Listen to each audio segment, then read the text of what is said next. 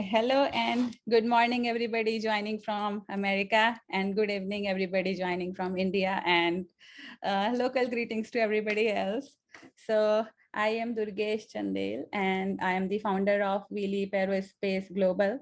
This is an online community which we have formed recently to help provide mentorship and a supportive cohort for STEM students and young professional all across the globe. And today we are doing another episode of our series called WeLEAP Experts Insights, where we invite experts who have decades of experience in their field, including both academia and industry. So I am very thankful to have Dr. Lourdes Aleman today with us. She is the Associate Director of MIT Teaching Plus Learning Lab. And in her current role, she advises the faculty member at MIT and also to graduate students and postdocs on how to innovate for effective teaching in the classroom. She is also a member of MIT-Haiti Initiative. And actually, there is a lot more to learn about her. So we will be going through, first about her background and her experience, her story, what she learned and what resources or suggestions she has for the people attending today. And then we will also have some question answer sessions. I will first start with some of the questions I have already thought to ask, and then later on we will move on to live question and answer session for the audience. So with that, welcome Dr. Aleman. We are so glad that you could find some time for us today. And with this, I will give it to you. Thank you. Good evening, good morning, everyone. Thank you for having me. It's a pleasure to be here. Can everyone hear me okay? I feel like I froze for just 1 second. We can hear you. Perfect. Okay.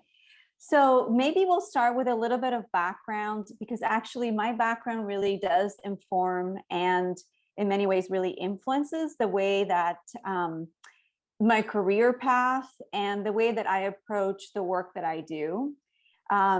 So let me just give you, I have a little timeline of my educational experiences, and that will put things into context. Yeah, you can share your screen if you want. Yeah, thank you.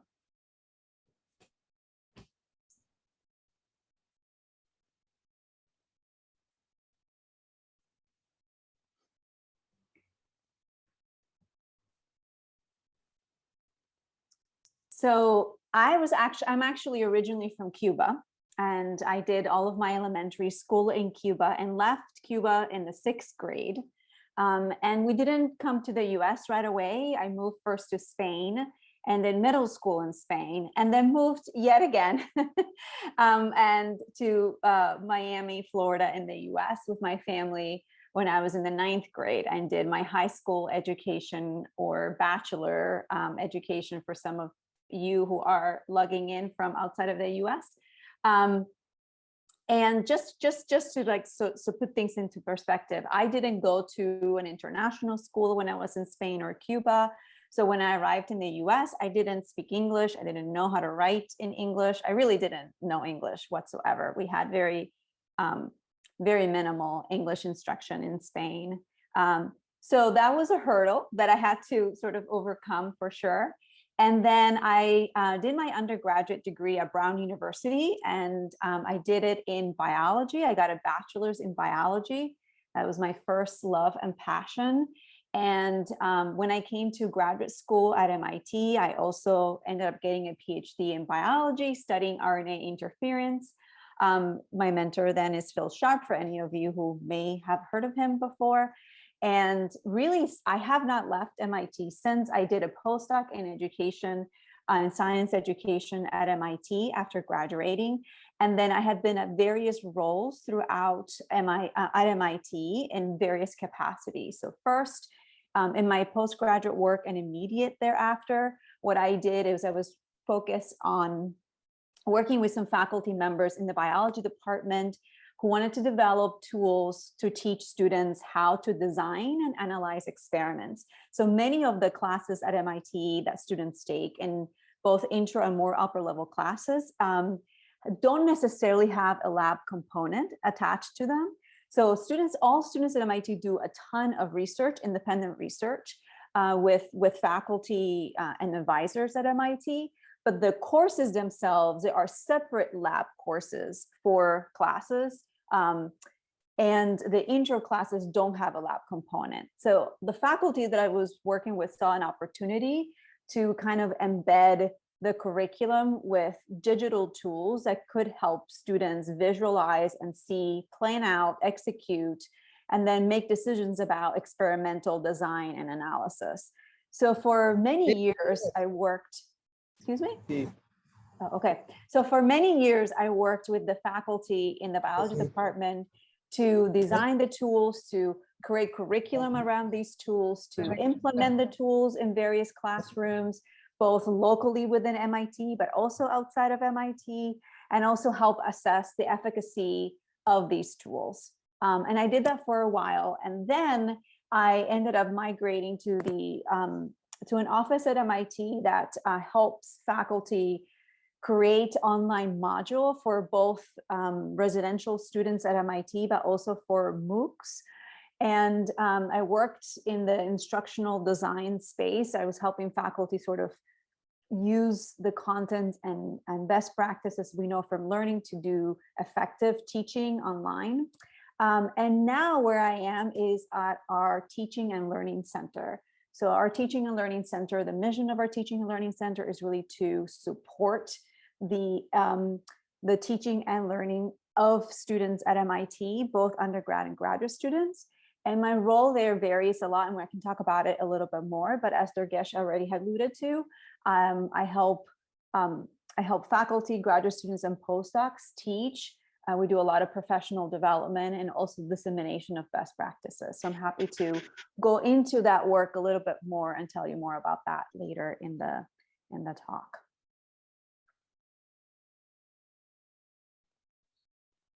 Okay, so should I just start asking questions now? Okay. So I wanted to learn a little bit more about your experience at MIT as a student and also as an educator, and what changed, what you learned. So yeah. Yes. So at MIT, I've had the opportunity to both teach be a student, teach as a graduate student, and then be an educator, be involved behind the scenes, as well as actually teach my own classes. And that whole experience has really been incredibly informative for me, both being a student and being an educator. So I feel that being a student at MIT taught me a lot about the importance of analytical and critical reading and thinking skills, and the importance of really always trying to improve and grow in your own skills. I think that the motto of excellence is really driven throughout all of MIT and my experiences there. And teaching undergraduate students in the classes that I was TA, or graduate students, was also really, really informative, because for the first time I had, I think, a much better sense of what it took to actually teach. In our role as TAs, or teaching assistants at MIT, we actually do quite a bit. We lead recitation sections, we grade, sometimes we design problem sets and homeworks, and of course we hold office hours and do all of that. So I had some prior experience of that at Brown as an undergraduate, but that was like really solidified for me as a graduate student at MIT. And as an educator, it's like you get to see a different perspective and side. So you get to see what it takes to be a faculty member. You get to see all the competing priorities that faculty have on their plates. And I think you get to have a more empathy, I guess, for the kind of experiences and challenges that faculty have. So as a student, you're only seeing the output or product of a teaching experience, a learning experience. And as an educator, you better understand all that is involved. And therefore you can better be a better helper, help people, because you have also the experience of having been a student in the institution in which you're working. So that's been really helpful and beneficial to me, to have been both a student as well as an educator in the same place, because I bring kind of like that insider's perspective to the work that I do.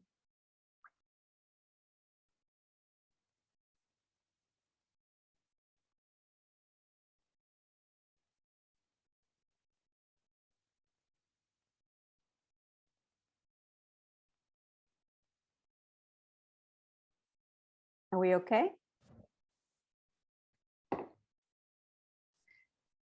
Hi, sorry for the interruption. I think the internet was not working well. No problem. Yeah, so you talked about your experience a little bit. So I wanted to ask, like, did you always knew that you want to be an educator, and what was your major motivator behind that? Yes. So, interestingly, I've taken, I feel like most of us who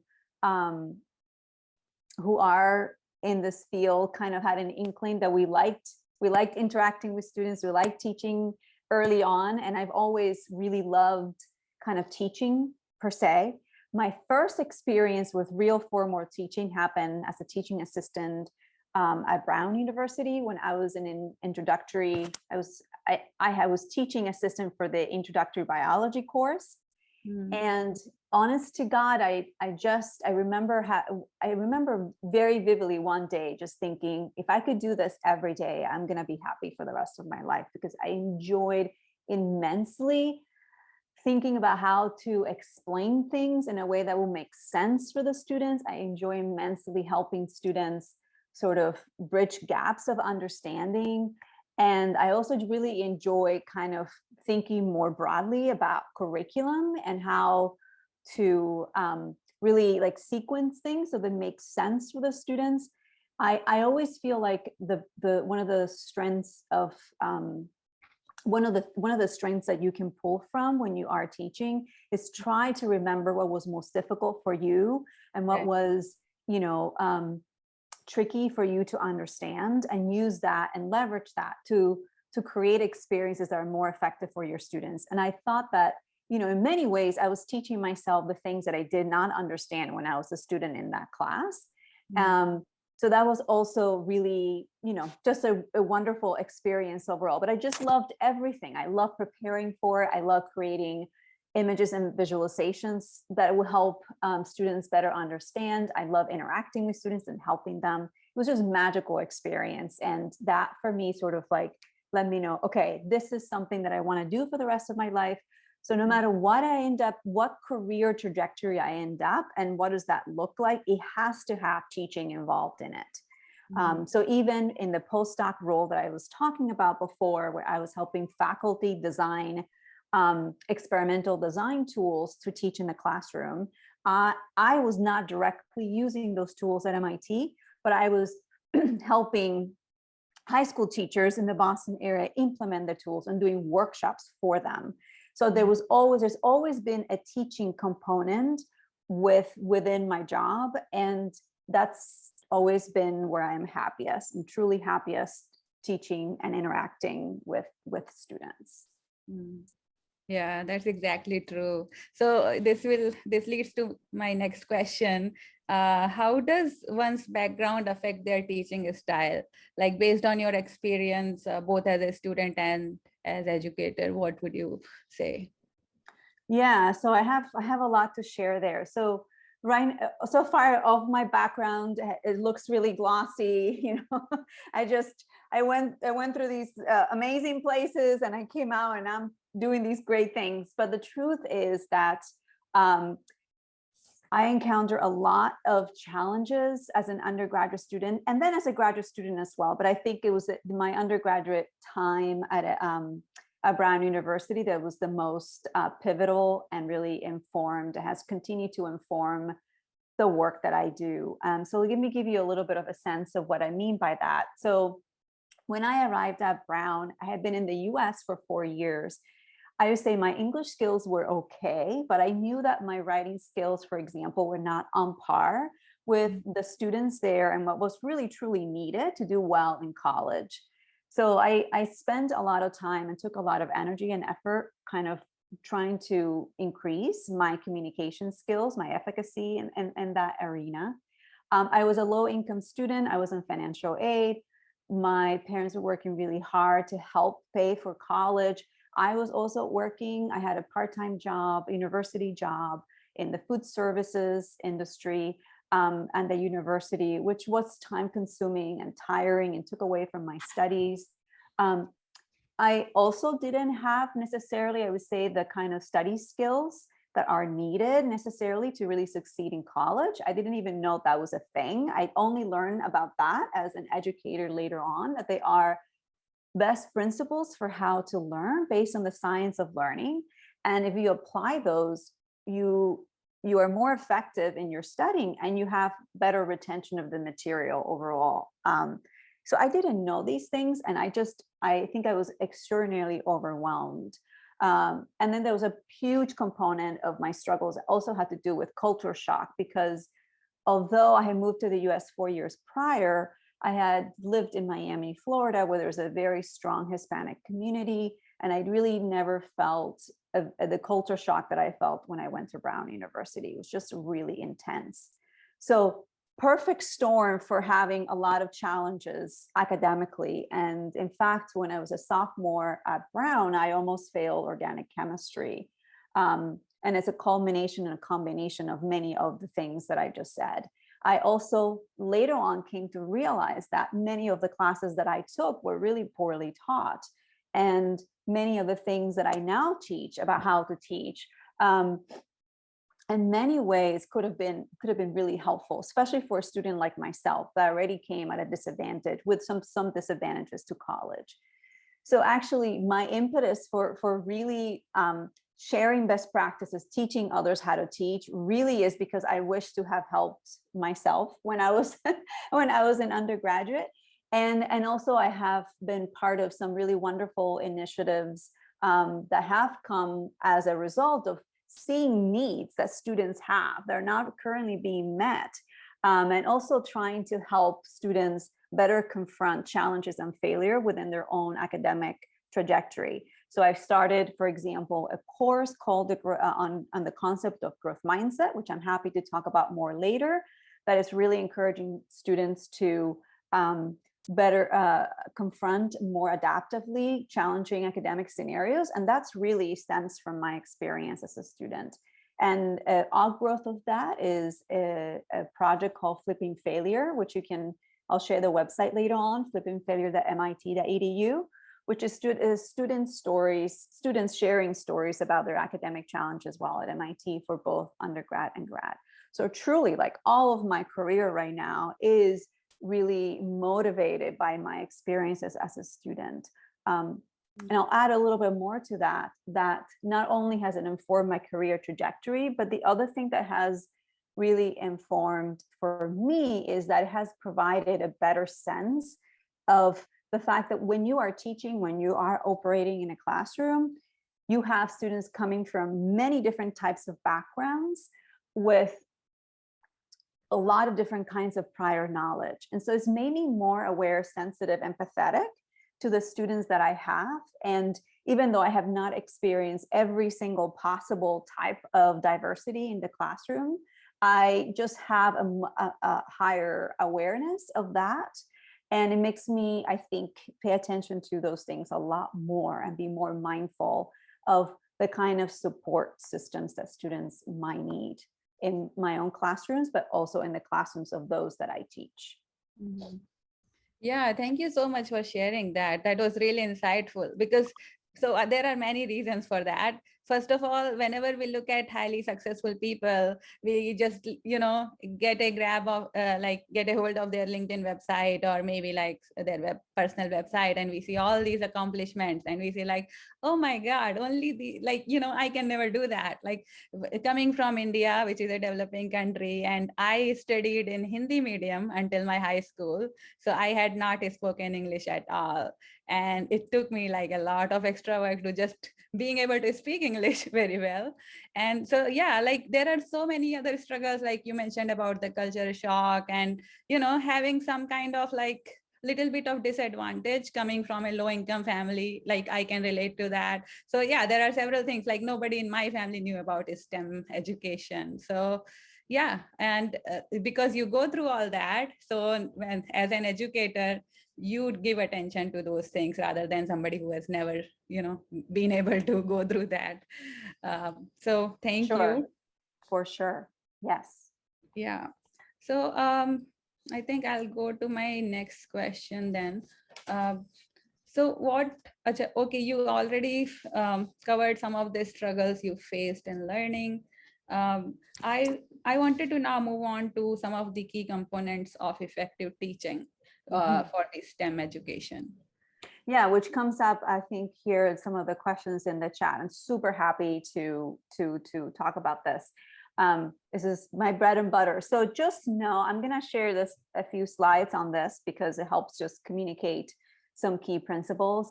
I think I've chosen about 5, max 6, I think. I'm not sure, 5 or 6. Just know that I'm really condensing down and trying to be brief.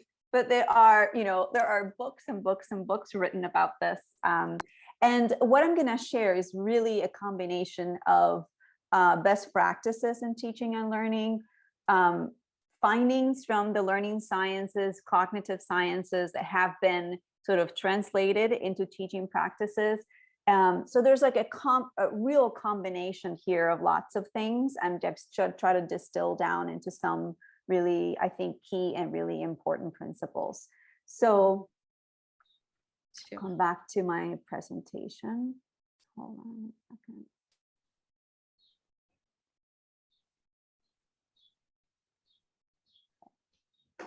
And before we move on to that, I just wanted to mention to the audience that Dr. Aleman has also been my instructor at MIT Teaching Plus Learning Lab.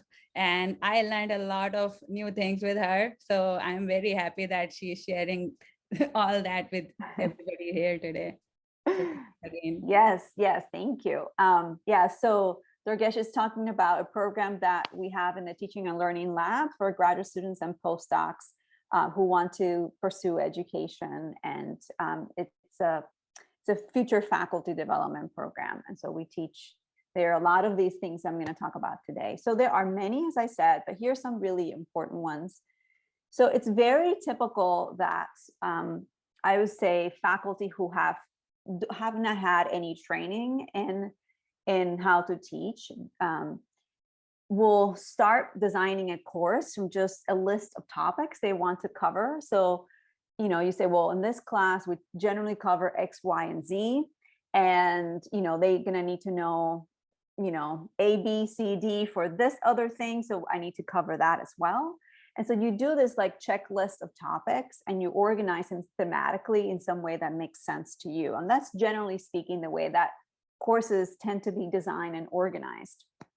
But we know from a lot of years of research that the outcome of that is that you end up with courses that are what we call overstuffed, that have, generally speaking, too much content, and that can emphasize things that you are not necessarily the ones that you want to emphasize in your course. And let me give you the opposite of designing a course, a different parameter of how to design a course to make this more clear.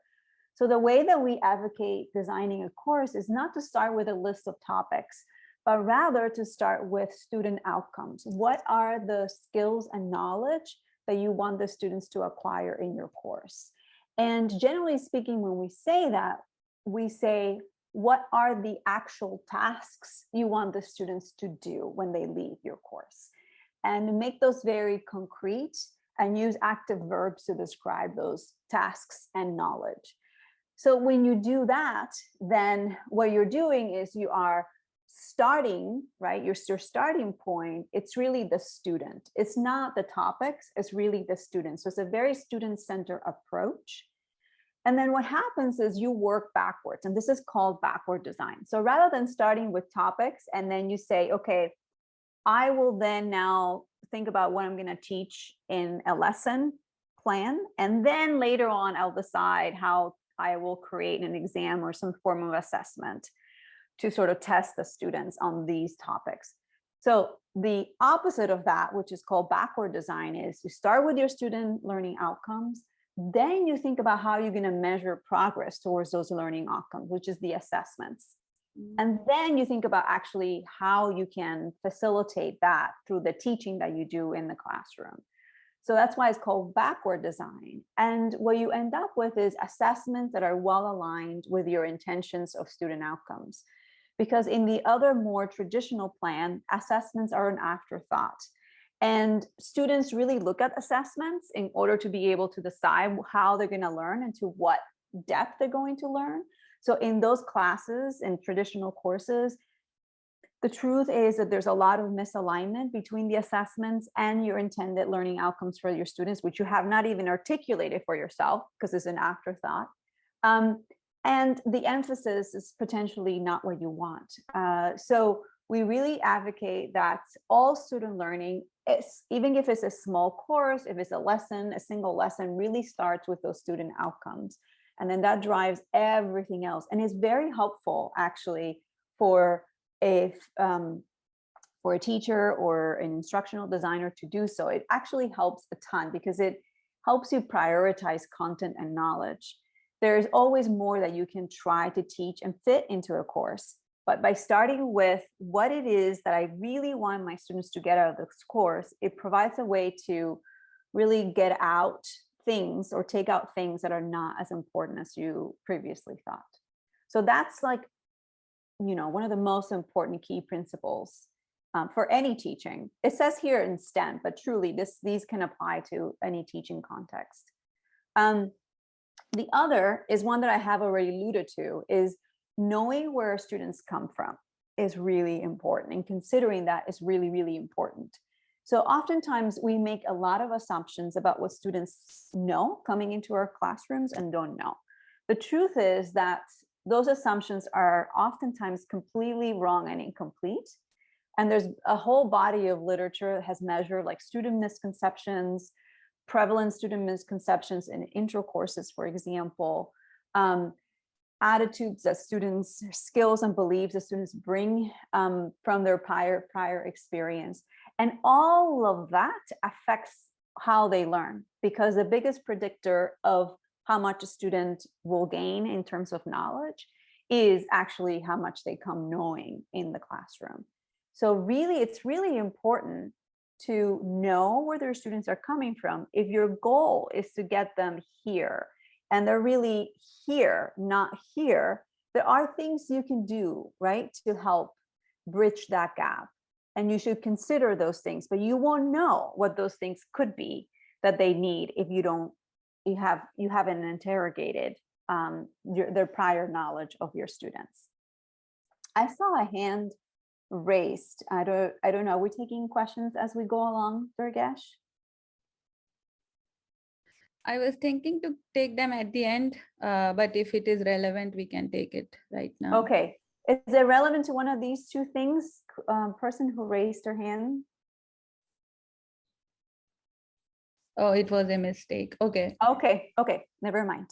Okay, so that's number 2, considering what you know. So you can change and adapt your course depending on that. And it's really important.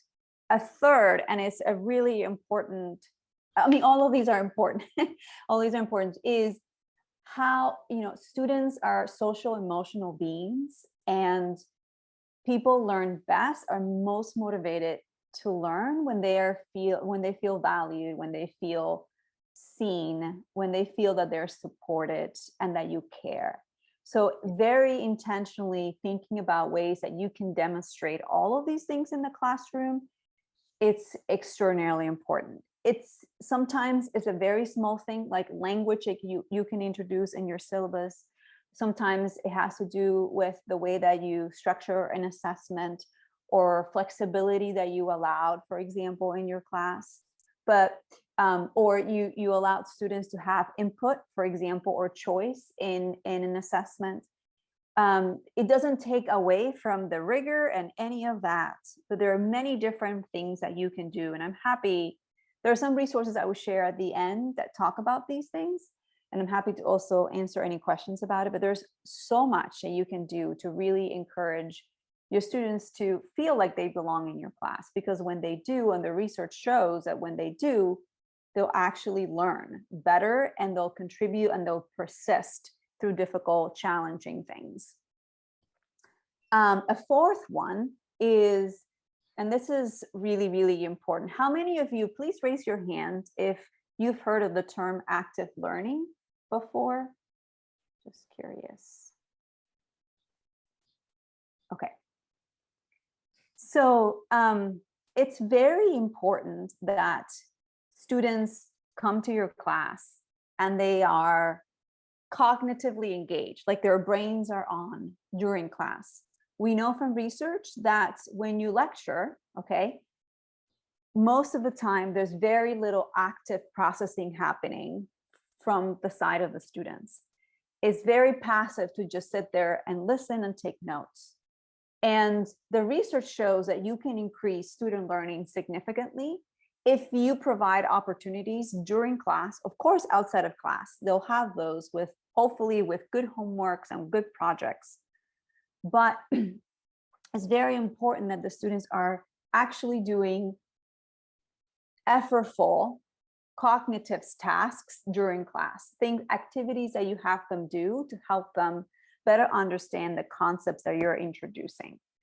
And when you do that, you see that everybody's learning outcomes, everybody moves over towards having better learning outcomes in the end. So creating opportunities for students to cognitively engage in the class is really important. And again, there are many different ways of doing this. There are very low lift, small things you can do. Asking questions is one thing. Engaging students in, for example, problem solving during class time is a more, I guess, more involved kind of cognitive activity that you can have students do.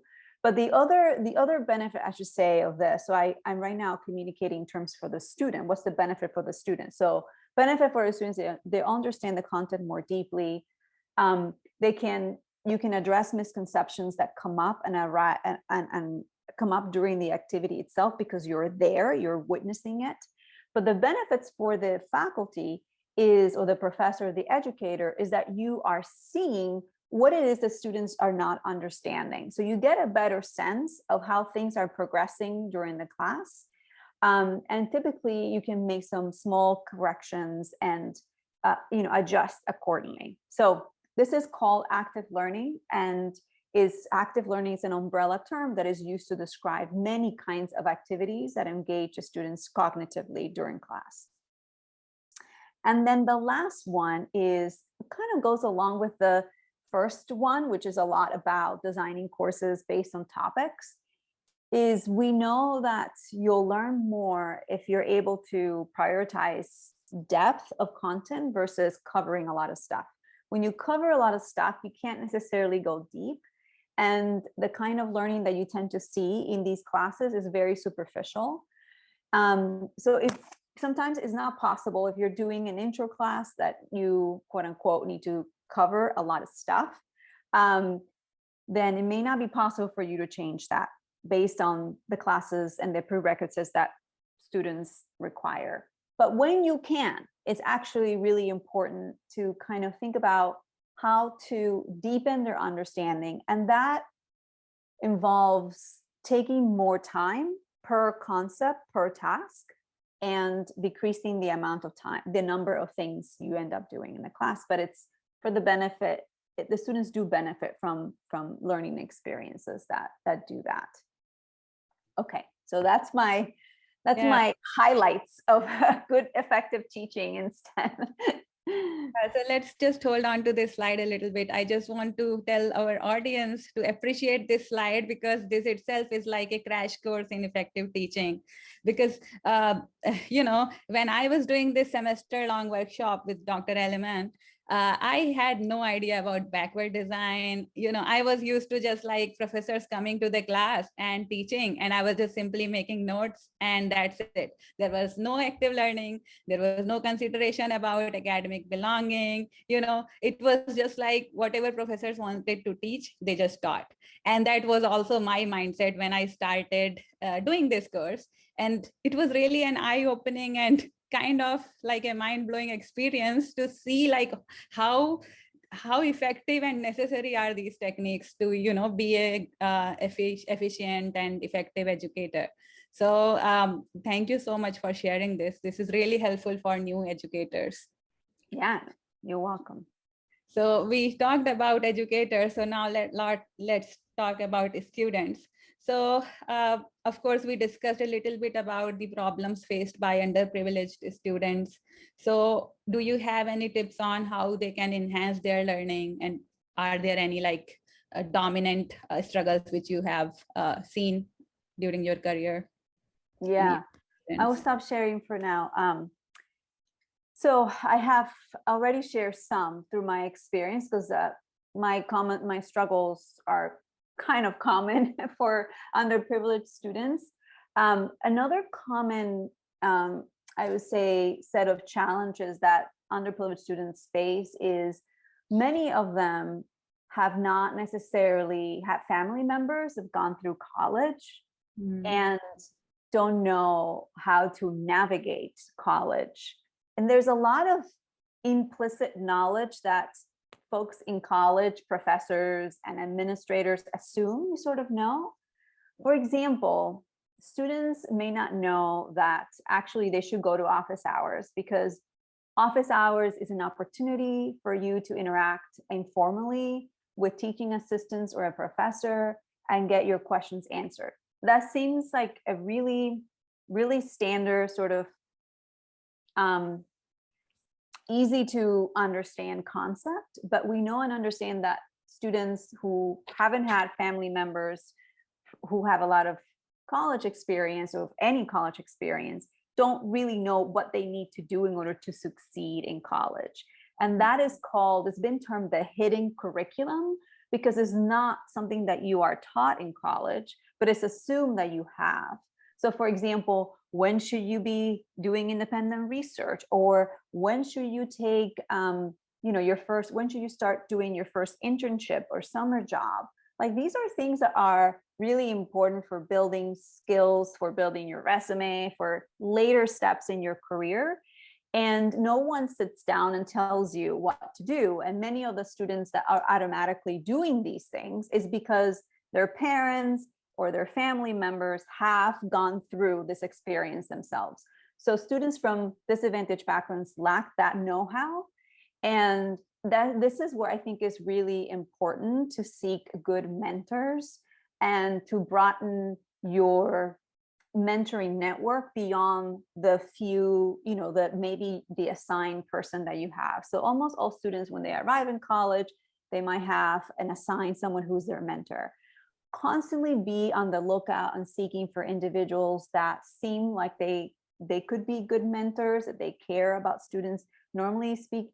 Usually these individuals let themselves be known in that they may be faculty member that you interact with, and maybe administrators, but they tend to be individuals who like to communicate and be with students. So seek these folks, ask them questions, be very proactive, because it is really important if you don't have that prior knowledge, it's a form of prior knowledge, that you equip yourself with that so that you can have a better, more successful time during college. The thing also that I wish I would have known is that there are all these study strategies that you can engage. And I alluded to this earlier. I'm going to share a book at the end that has sort of like a summary of some of those study strategies. But there are all these study strategies that you can use to do a much better job learning your courses. I wish I would have known that. There are some institutions and places where courses have been created for students and workshops on study strategies. And I'm so happy to hear that that's happening. We're a little bit behind at MIT with something like this, but we're really thinking about it deeply. In fact, I'm kind of helping and working behind the scenes in some of those initiatives.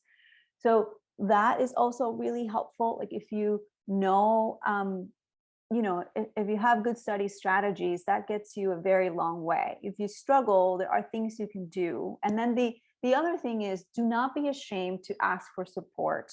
So many students, when they hit a roadblock, they feel ashamed at the fact that they are being challenged. And the truth is there's a whole ecosystem of people ready to support you. And, college and graduate school are not supposed to be easy. In fact, if it was easy, you probably shouldn't be there because you wouldn't be learning very much. So don't be afraid or ashamed of struggling. As Durgesha said, every single person has struggled at some point in their lives. If it's not now, they will at some point. It's just part of the human learning experience. And when you pursue something with intensity and with a lot of effort, and you challenge yourself, you will encounter difficulty. So don't be afraid to reach out for support and help when you need it, because there are things and resources out there. So those would be my top recommendations, I think. Yeah, and I completely relate to that actually. When I moved to US for my PhD, first 2-3 years, I did not have a supportive cohort where people can tell me about all these useful resources. And my advisor was always busy. So even though he knew a lot, but he never told me things. Not deliberately, but it just never happened. And I did not know that I can, utilize him in a better way. So there were so many scholarships, awards, I did not apply for them because I did not even know. So that is also one of the reasons why I have founded this online cohort where similar-minded people can come together and talk about these things. And also the role of mentors is really important. And also I will mention that it's not necessary that your PhD advisor will be the best mentor for you. So it's really important to keep seeking mentorship from other professors and even people from industry or whatever field. So thank you. You're welcome. Can I add a little something to that? Yeah. And if you are in the position to be a mentor, okay, just know that it takes very little. Sometimes you don't have to be somebody's official mentor to provide some mentoring, some effective mentoring. And sometimes it's like a small thing that you can do, a small thing that you can say that can really make a huge difference for someone who is struggling and having a hard time. So 1 or 2 minutes of a meaningful interaction can go a very, very long way. So I encourage you to also be proactive in seeking and reaching out to students who are struggling, who may need some advice and support. Yeah, and this is the advice or request I always make in my webinars or talks, that please keep helping the people who are coming, behind you, because you are ahead of them. So utilize your experience to make theirs better.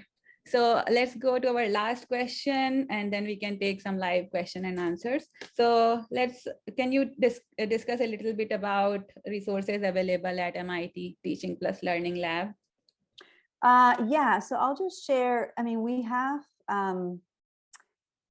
of course, we have a website that you can access, the Teaching and Learning Lab.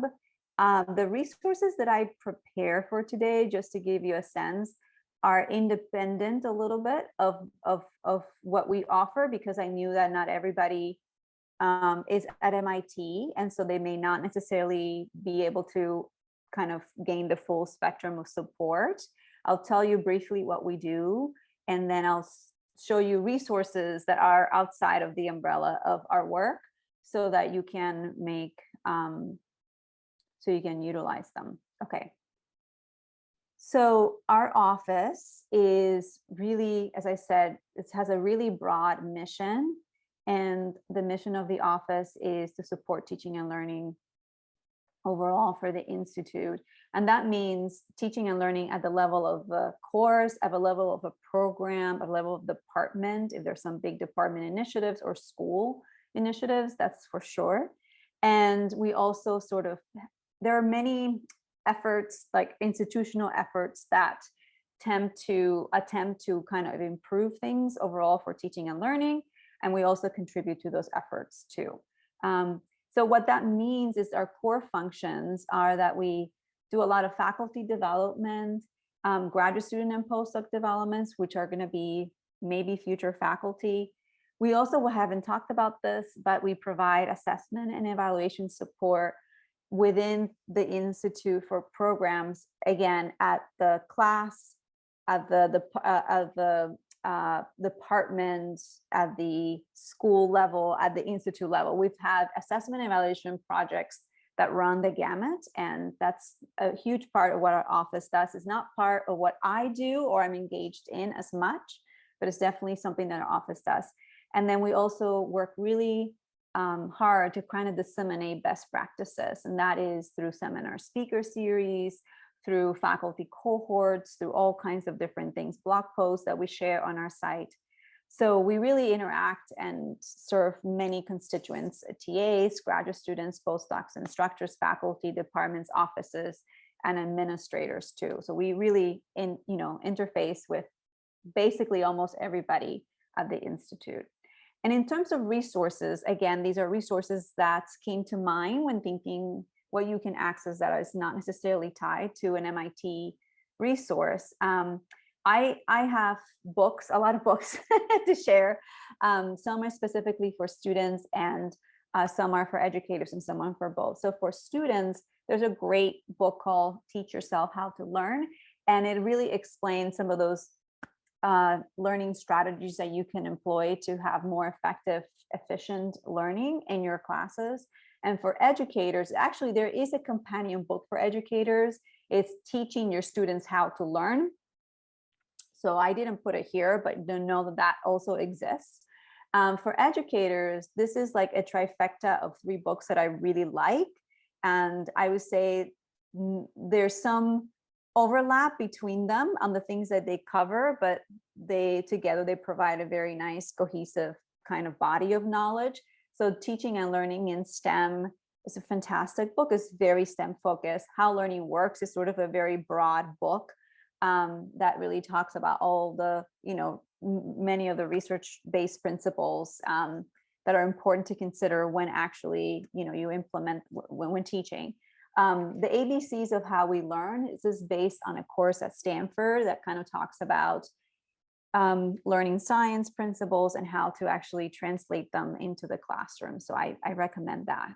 There is a MOOC for in teaching STEM called An Introduction to Evidence-Based Undergraduate STEM Teaching. And everything here is hyperlinked. So when this is shared with you or posted, you can have access to these resources very easily.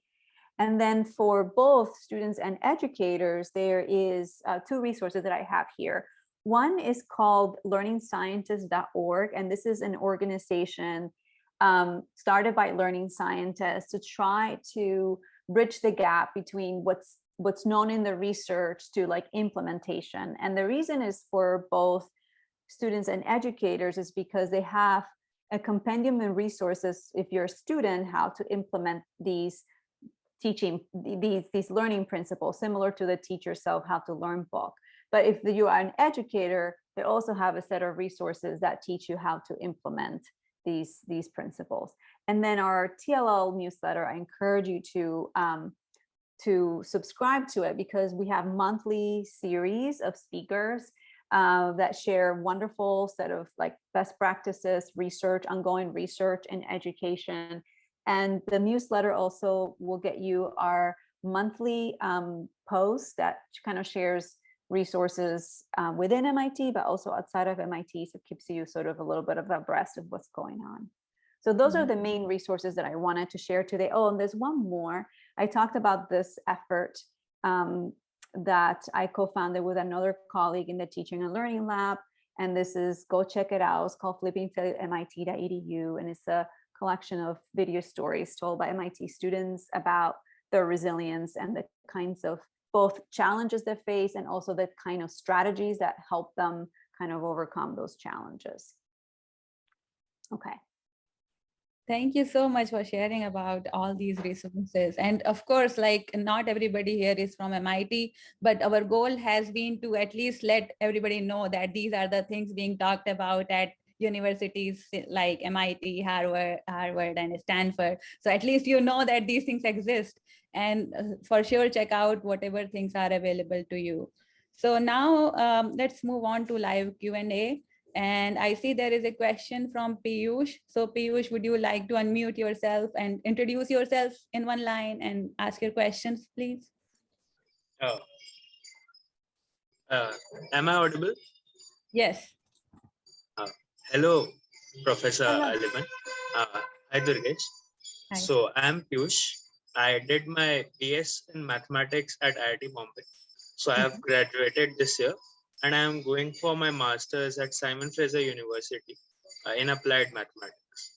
So my question is, how do, as students, like how do we think more broadly, and in terms of research, like how do we question ourselves to explore the subject more, like considering that we have been taught, even like in the my undergraduate studies a bit as well, like where we have been taught to find out directly questions to answers, and like not being taught in a more of an exploratory fashion, like that you try to go into depth and you try to explore your subject. So how do we How imbibe do you do ourselves? that? I have a question. Do you have access to some journals in your discipline that publish? Yes. Okay. So one of the, I think this is an, I guess, advice for life, that one of the best ways to really explore beyond what you've been taught and to help you develop like critical thinking skills is to read broadly and to read beyond your actual field, your very small field of your discipline. Reading primary literature actually from like real research actually can be, hopefully they're gonna have you do that in your master's, hopefully. But if they don't, I will seek yourself journals, hopefully preeminent journals in your field that you can periodically read, select a few things that are relevant to you and read. And you'll start noticing that many things don't have answers, or the answers are not as well figured out as you kind of thought. And this is actually what happens very much so when you transition as an undergraduate and you are taught, you're in classes where like in the assessments, right, and the exams and the problem sets, you have questions that have very direct answers. At most, you may get a question that has 2 different ways of solving or getting to the answer. But then when you start migrating more into the land of PhD and research, you start seeing and understanding that many things don't have yet direct, very clear-cut answers. And the only way to really know that is to really read and expose yourself to studies all the time. I also think there is a body of literature on something called elaboration or self-explanations. What these are questions you ask yourself as you're reading something. So don't read passively and accept everything that you're given, but ask yourself, okay, how do I understand what this is? And can I think about other alternative ways of thinking about this particular concept? Can I think of different ways of measuring quantity X? Can I potentially think about a different conclusion than the ones that the authors came up with? So this kind of elaborative kind of question can help you in the absence of a class or some experience that will develop these skills, can help you develop those skills on your own. But you do have to put have to be mindful of it and have to put a little bit of work into it. Because it's easy to just read something and glance over and think you actually have understood it and you know what it is and everything. So So approach reading with a lot of questions, and also read broadly so that you can gain a little bit more of an understanding about where, how fields evolve and change, and how uncertain so many of the things that we study really truly are when you come to think of them. Piyush, is that helpful in any way? That was quite helpful. Thank you, You're welcome. Professor. Dr. Al. You're welcome. Thank you. Thank you. So let's go to our next question. I see 3 hands raised, so I'll just go based on my screen. Shreya, would you like to unmute yourself and introduce and ask the question, please? Good morning, Dr. Aleman. Hi, Yogesh. Good morning. And thank you for your talk. It was really interesting. And the question, I remember you mentioned something about learning, and there are actually some best principles for learning which can really help us kind of accelerate our progress. So since I am an incoming PhD student at MIT Aeroastro, I would like to know specifically for someone who is about to start their PhD, do you have any tips as to how to best assimilate information and kind of make my own research problem, and like kind of learn in a way that that process is done more effectively? So when you're starting your PhD, right? Is that? Yes. Yes. So this is, my advice is gonna be kind of similar here too, to the question that that I just answered. And the reason is because so when I was a graduate student at MIT, we had a series of core classes that we had to take. One of them was called Methods and Logic. And Methods and Logic was not subject specific. So it wasn't like genetics or biochemistry or neuroscience. No, it was called Methods and Logic because it was really trying to help you to develop critical thinking skills about research. And the way that I did that is actually you met twice. The first time that you met, you read the papers that were assigned for that week and you discussed them with your colleagues in that section. And then you met again and you discussed them and you wrote down questions that you had and you discussed them with the faculty.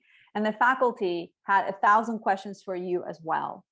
So in many ways, the approach that I just kind of described a little bit with Piyush, it kind of comes from that. And it's very, very important when you're first starting a new field that you learn how to first read papers effectively. And there are a lot of things and a lot of tools that can teach you how to do that. And that's something that I don't have time to cover today. But reading papers and journals effectively is one thing that I would recommend. And it involves kind of looking at the data, looking at what's being said, interrogating the conclusions based on what you see, trying to yourself kind of summarize the data that you see without looking at what the article has stated. I'm going to see if when I share my presentation with Durgesh, I can include a actual resource that sort of from the life sciences perspective, but it can be applied to any field, kind of goes through the process of how do you go about reading papers. So the reason you have to read papers is because that's where your knowledge is going to come from. Is you may have some core classes you need to take, but really that's where your new knowledge, the things you're trying to learn will be coming from. So learning how to read papers effectively and learning kind of how to extract and question information in those papers is my number one kind of way of approaching graduate work, because it is very different. Because based on what you read and what you learn from the reading, you can then start thinking about questions that are unaddressed in the literature, right? But you have to actually read a lot first, just kind of form a map in your mind of the field. And then you can start seeing where there are conceptual holes in the field. And based on those, you can start asking questions that then drive your research. But it really starts with this interrogation of what the state of the field is. And you can only do so by doing a lot of reading and thinking. And that requires like a lot of really critical reading kind of skills as you're reading primary literature. I don't know if that helps. It's a little bit redundant with what I said before, but that will be my and having people you can talk to about papers also, that's really helpful. I found that to be really helpful, talking to my classmates and discussing things with my classmates that I didn't understand. Yeah. Thank you. That was very helpful and detailed. Yeah, I totally agree. And the thing you mentioned about discussing with your fellow classmates, that is really helpful, because I learned that quite late, like in my second or third year of PhD. I was like, okay, I want to discuss with somebody so that I teach them and I also learn it for my whole life. So, so thank you. Let's move to Aarti. Aarti, would you like to ask your question now?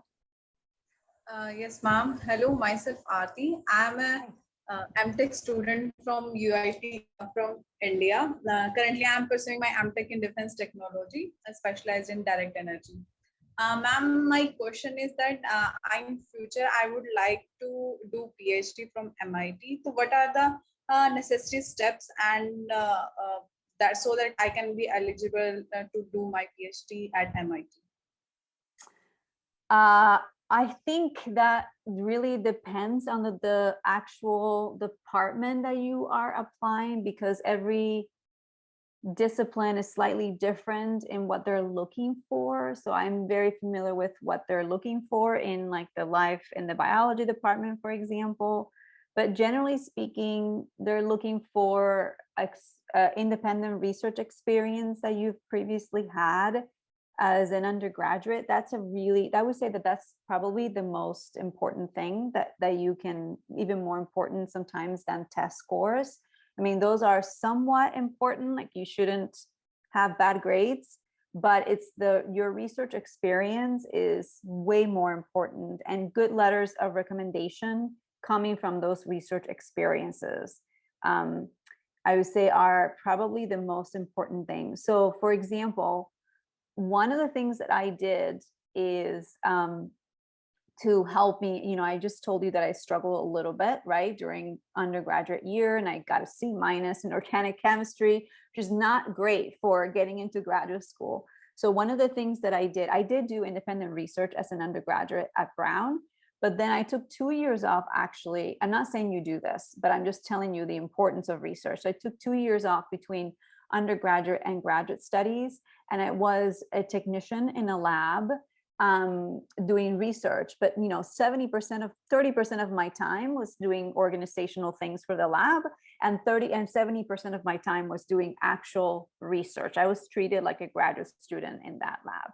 and that allowed me to be in a couple of publications, and it also allowed for a really strong letter of recommendation from the person that I was working with. And I am pretty sure that really bolstered the likelihood of me being able to get into MIT, because I had very robust research experience at that point. So I would say really good research experience and good letters of recommendations from those you worked with in research are and I don't know if that's available to you right now, but that will be, without knowing the specifics of your department, the department that you want to apply, that will be my first most important. Ma'am, I'm working in laser weapons, and I have also done one research paper, and I am currently engaged with Ministry of Defense with a project of laser weapons. Okay. Yes, ma'am. Yeah. So those are the things. So if you have those things, and you have, I'm not saying it's a guarantee, but those are the things that they're looking for the most. Yeah, I would like to chime in here. So Aarti, Dr. Aleman can give you a generic advice, but if you want something really specific, You need to connect with the experts from that field. And also I would recommend you to stay connected on WeLEAP Aerospace, because we have a lot of people from aerospace and mechanical engineering background there. So that will be a better All place right. to do that. Yeah. Okay. Thanks. So let's move to Nilesh. Nilesh, go ahead. Hello, am I audible? Yes. Mhm. Yeah. Hello, ma'am. I am just about to finish my PhD. So I am just curious that what happens in MIT or Indian or any other institute, that from your personal experience, what would you say that an undergraduate student should be judged on the project basis or on the coursework basis? Like we have two things in the parallel. One thing is that we study the course and we just write the exam from the book or some kind of question Q&A base. Another thing is based on the project base, like we do some experimental or we do some modeling or we do some mathematical and thinking process. Like we have to work on some project. So I'm just want to know your generic experience on that. That what would you say that what would be the best way to judge a student and undergraduate studies? Yeah. That we should more focus on project or we should more focus on just Q&A based thing? Okay. So this is a nuanced answer. So first start with your student outcomes, okay? Because that drives everything else. So for example, if your student outcomes really in your student outcomes, you want students, say, just give an example. You want students to be able to design a particular system. Then you need to give students experiences, assessment experiences that help them. A theoretical design may be okay in an exam, right? But it would be better if you give them assessments that help projects that help the students develop those skills. So first begin with the kind of skills you want your students to develop, and then that will drive the kind of assessments you need. Generally speaking, projects, it's difficult to say projects are better than exams, because not all projects are created equal. And there are a lot of projects that I have been part of, and I'm sure you've been part of too, where it didn't feel like you were learning very much. You were just doing some big thing and putting it together, but not necessarily align well with the knowledge that you needed in the class. So just because you have a project doesn't mean it is a good experience. But in general, projects allow students to delve more deeply and kind of develop more intensely skills in a particular area. So generally speaking, we want to challenge our students to develop more and more in the areas that we're teaching. And that may require over time actually utilizing more in-depth kinds of assessment experiences that go beyond an exam where you're just answering questions in a time, fashion manner, which then limits what you can do, right? Because if you can only answer a certain number of questions in a certain amount of time, it limits with the kinds of questions that you can ask. But always start with your learning outcomes, and then that drives forward what you should be doing for those assessments. But in general, I think leaning towards more in-depth kinds of assessment experiences is generally better, if that helps. Thank you very much. Thank you very much for your answer and your time. No problem. Thank you, Dr. Aleman. I have been enjoying all the questions and responses. I have been recalling my undergrad days. So I got one more question for you. Like, Yeah. for example, to be successful in a long-term career in STEM, we definitely need a continued motivation. So do you have any, suggestions on how students stay motivated? Is there anything which you did which helped you? Yeah, I mean, hopefully your faculty are doing that. The professors you're working for they really should be the ones helping you be motivated, but it's really their job. But this is especially as a graduate student, for example, that was very tough. I had to switch my labs in the middle of the end of my third year and start from scratch in my fourth year, because the lab that I chose lost all of its funding. That was a very difficult, dark time where I had to pursue, really grab motivation from places that I didn't know I had. I think keeping the end goal in mind, like what it is that you really want to get out of the experience, is always really, really helpful. You know, if, for example, for me during that time when I had to switch labs, I even questioned whether I should stick with a PhD or just get a master's. But in life sciences, a master's allows you to teach at certain institutions, but not at all kinds of undergraduate institutions.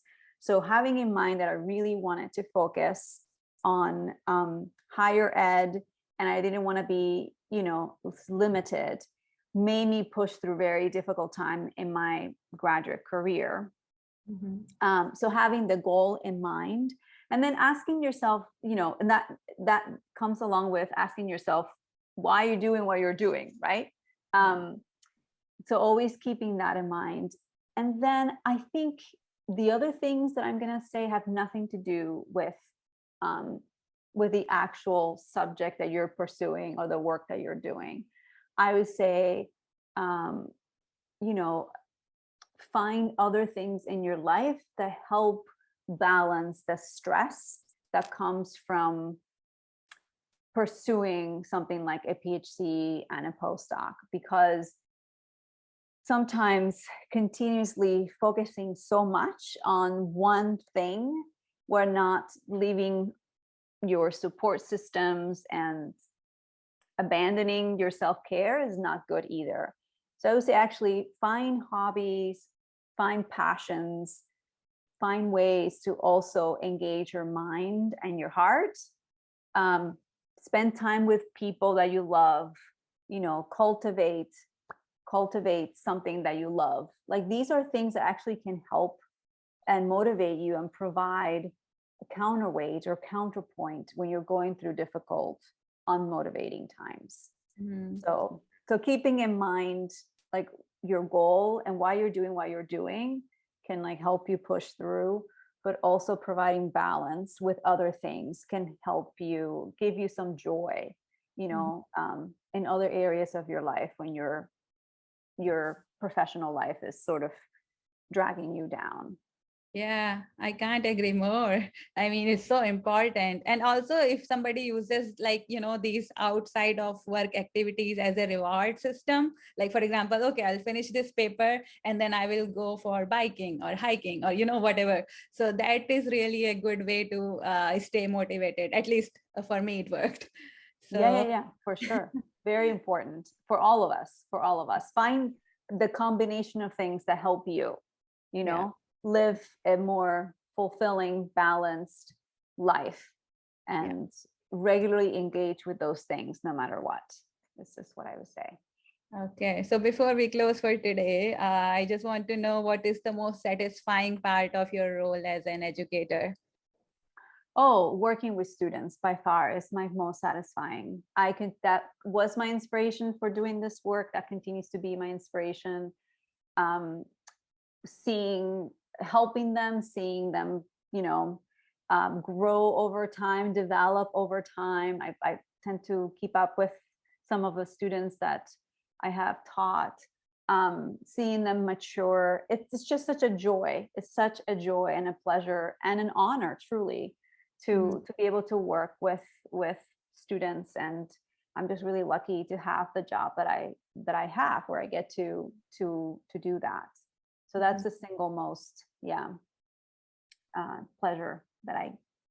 That's wonderful. As they say, like a teacher is like a candle who burns themselves to light others. So I have so much respect for our teachers, and the whole conversation today has been like very enlightening and uplifting also in a way. So I hope our audience appreciates that. And I would also like to mention, it's really like hard to get hold of, you know, experts like you. So I am so glad and thankful that you agreed to do this. And now a broader community all across the globe will have access to this talk, which we discussed a lot of you know, useful things today. So again, thank you so much. Thank you everybody for coming, participating, and asking questions. It's been wonderful. Thank you all. Yes, thank you for the invitation. Thank you so much. You're welcome. Thank you, ma'am. Bye, have a good time, everyone. Bye.